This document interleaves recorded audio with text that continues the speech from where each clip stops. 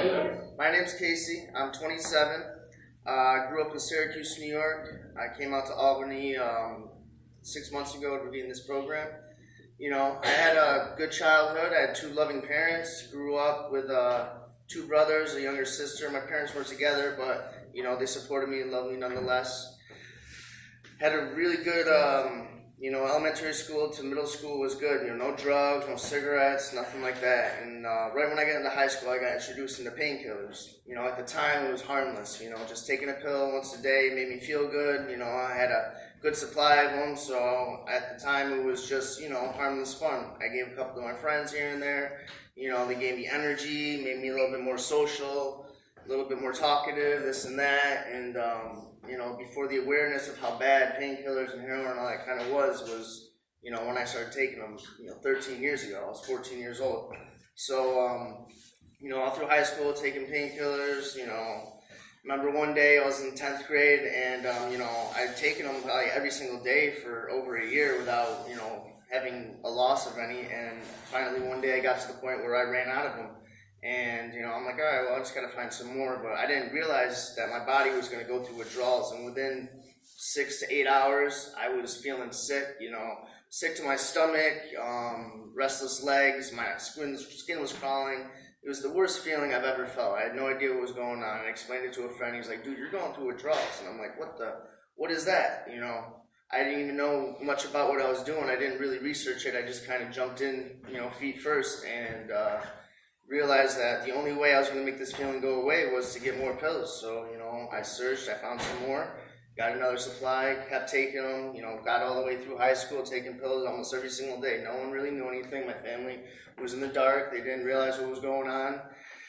They knew something might have been up, but I was very good at making everybody feel comfortable, like, oh, Casey's fine, Casey's good, nothing to worry about, you know what I mean? I was your, model citizen. I, took care of my schoolwork. I had a lot of friends. I was very social, always happy, always smiling, so no one knew the difference.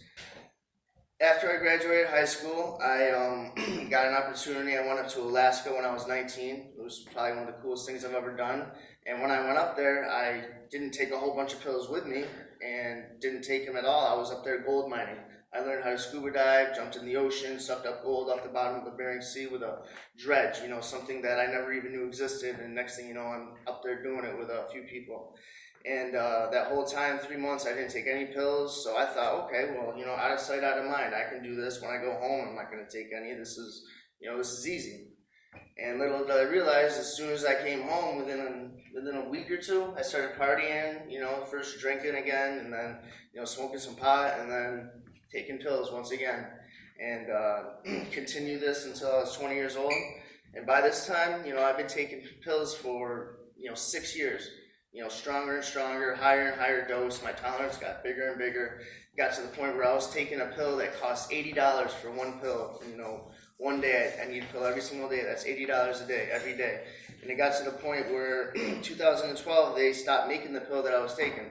They changed the formula because people were abusing them so bad.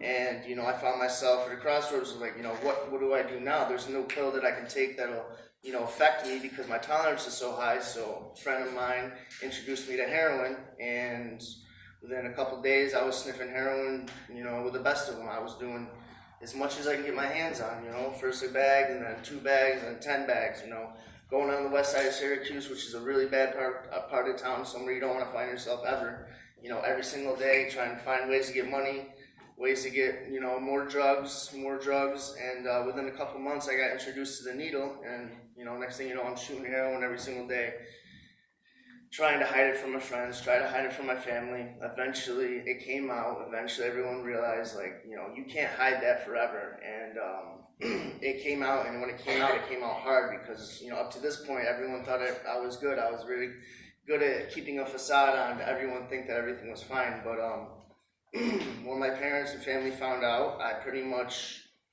burned all those bridges, instead of asking for help and saying I'm sorry. I pretty much got very defensive. I don't have a problem. I can stop when I want, but I want to do this and, shut them out. I found myself living in abandoned houses on, the west side of Syracuse, sleeping in, next to a rat, in places where people, do the worst of the worst, shooting galleries as they're called.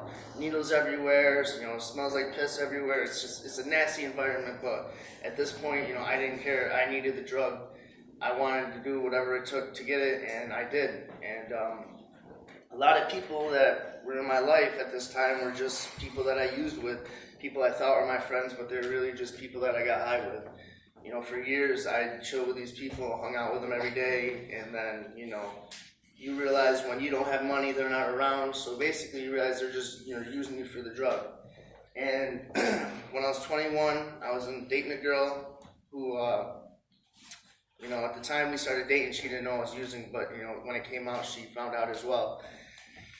And she basically told me, she's like, you gotta go get help. If you don't get clean, this relationship's never gonna work. I love the girl. I wanted to get clean for her, and I wanted to, better myself for her. So I'm like, all right, you want me to go to rehab? I'll go to rehab. I went to rehab for detox. Was in there for 14 days.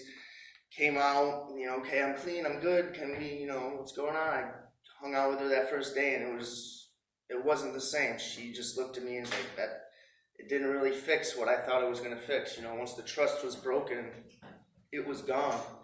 And, I lost her. I stayed clean for a little bit after that, but ended up relapsing.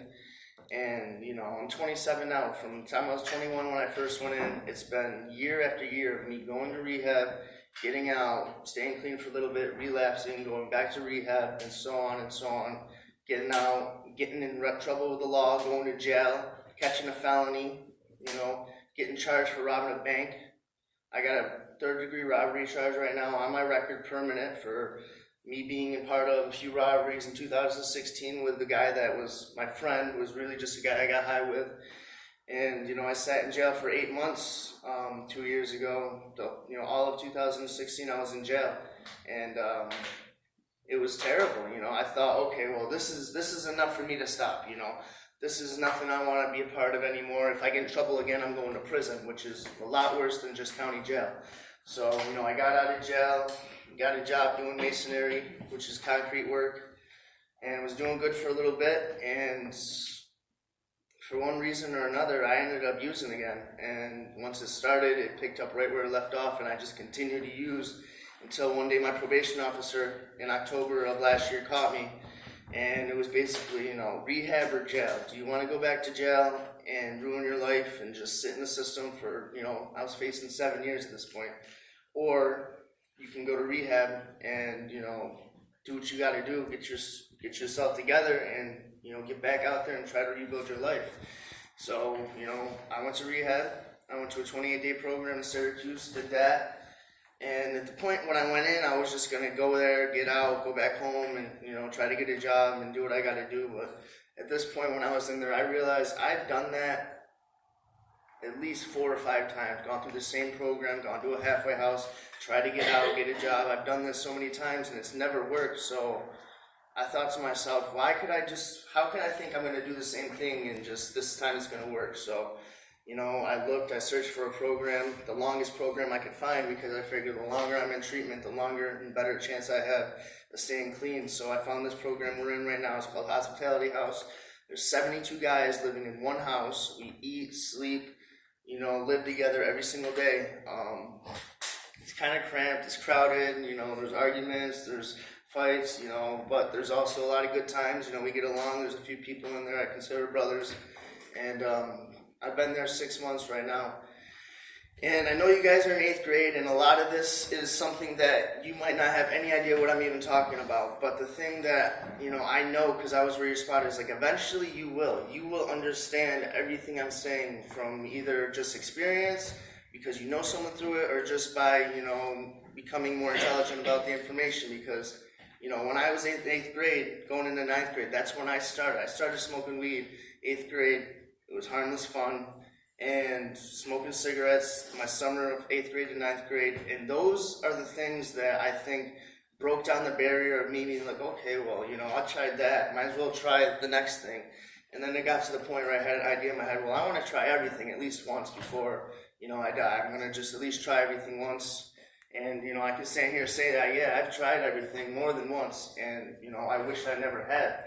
But you know, me and Buddy and a few other guys, we come here and we talk to kids like you because like this is no joke. Like I don't want any of you guys to ever have to go through anything that I've gone through. This is a prime example of what can happen to a really good kid who had a great family, a bright future, but chose to, you know, party and do drugs and, you know, got hooked on heroin for so many years that, you know, now I don't know how to live without it because I've done it since I was a teenager. You know, I'm 27 years old. I don't know how to live a normal life. You know, yes, I've had a lot of jobs and I've had my own apartment, this and that, but it's only been small spurts. It's been here and there. You know, it's never been a consistent, long enough time where I can, you know, have anything to show for it. Like I got nothing to show for it. I moved all the way from Syracuse out to Albany with everything I had. I fit it inside a backpack. You know, I'm trying to rebuild my life now. You know, I'm working on getting enrolled in college in January. You know, I did a couple semesters in 2013 at a community college in Syracuse, but, you know, I ended up relapsing and had to get out. So, you know, I'm trying to get back into school. I'm working on everything. I'm, you know, rekindling my family. I went home and visited them last week, and, you know, I have 211 days clean right now, which is, you know, a lot for me. That's a big deal.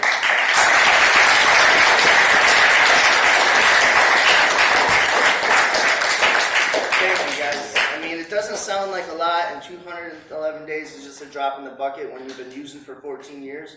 But for me, that's the longest that I've ever gone willingly without doing drugs, other than, you know, being stuck in jail or this or that where I had no choice.